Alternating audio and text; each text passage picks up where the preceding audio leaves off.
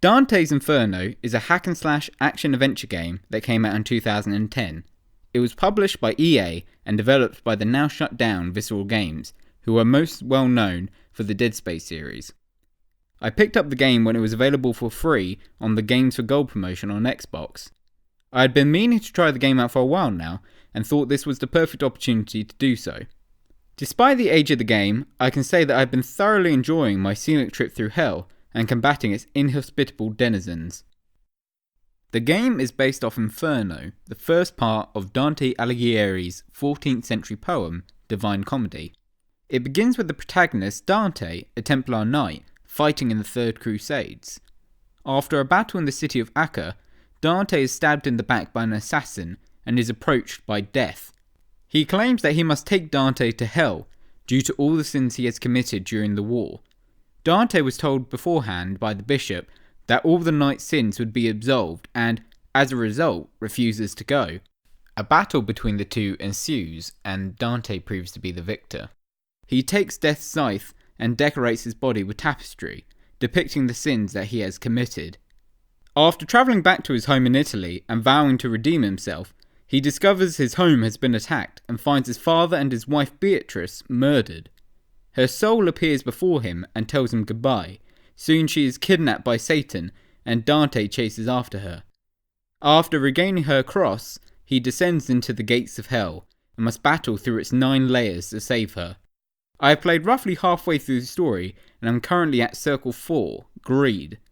Overall, I am enjoying the story. Although Dante has broken promises and done bad things, you truly believe that he wants to atone for his sins.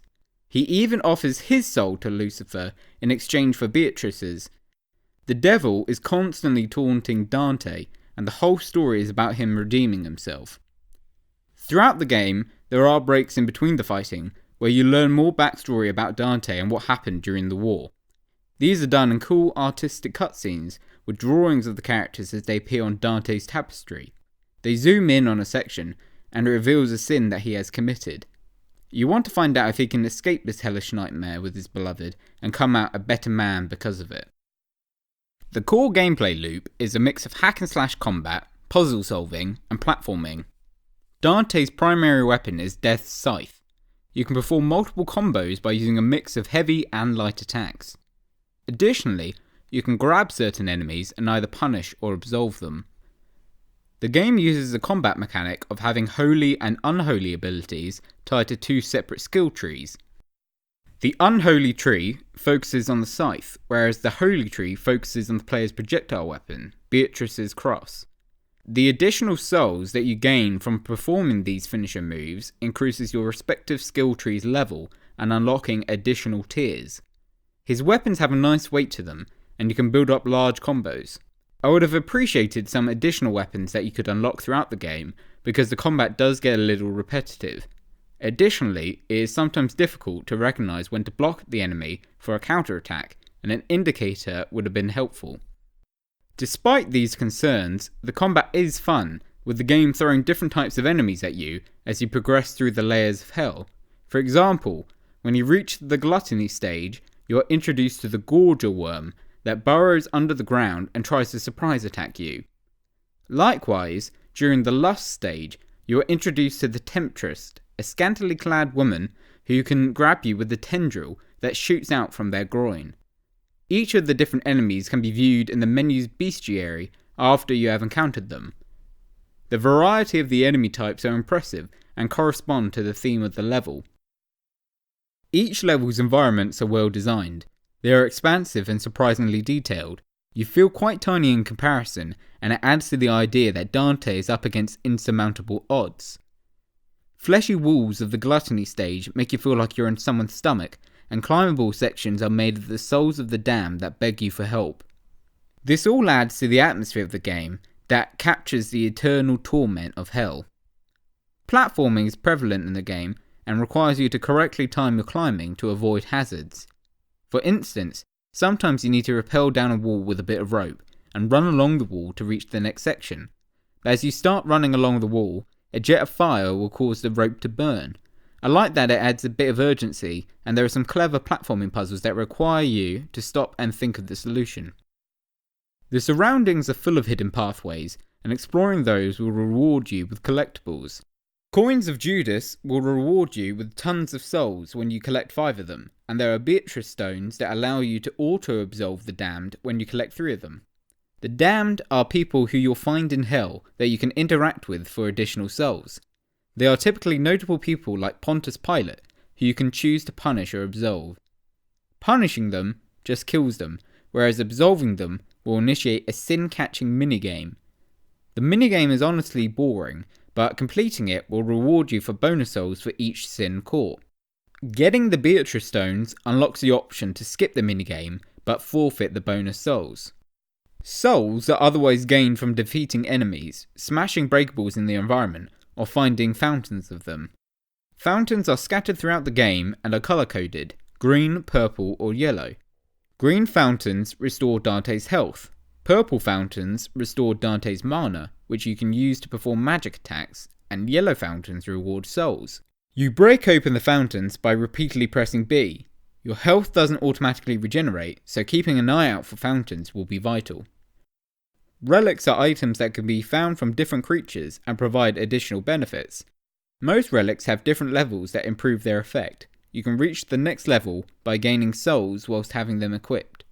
The relics are okay, but you can only equip 2 relics at the start, with additional slots being unlocked throughout the skill tree, but I found that their effects are rather negligible.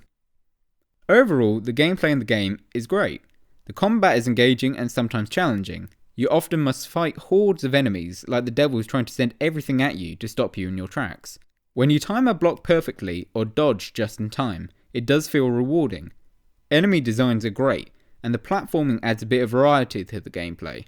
What I can't escape though about the gameplay is how similar it is to the old God of War series. They both share lots of similar mechanics: quick time events, the big boss battles, the orbs used to replenish health and mana, the platforming and the combat. I wouldn't say that the gameplay of Dante's Inferno was original, but is nonetheless entertaining. The game's music is primarily quite orchestral and grandiose. It adds to the action and makes the combat feel quite high stakes. The music used in the main menu and when you're platforming is quite haunting and chilling, reminding you of what horrors await you down in hell. The music adds to the theme of the game, but isn't something I would listen to outside of it. I can't complain about the character's voice acting though. Dante is done well and sounds noble and passionate about getting his wife back. Likewise, Lucifer is menacingly gleeful, happily reminding Dante of how dire his situation is and how hopeless it is to try and best him. Overall, the music is just okay, but the voice acting is pretty good. The game's graphics are quite dated by today's standards, but not as bad as I thought they would be. As previously mentioned, the animated cutscenes are great when they investigate Dante's backstory. For an Xbox 360 game that was released 9 years ago, I think that the game still holds up well. At the time of writing this review, I have played around 2.5 hours of the game, and I'm on the 4th layer of hell out of the total 9. According to howlongtobeat.com, it seems that it will take around 8 hours to complete the main story. Collecting everything and getting all the achievements will take roughly 15 hours. There is also some DLC called the Dark Forest, which acts as a prologue to the main story.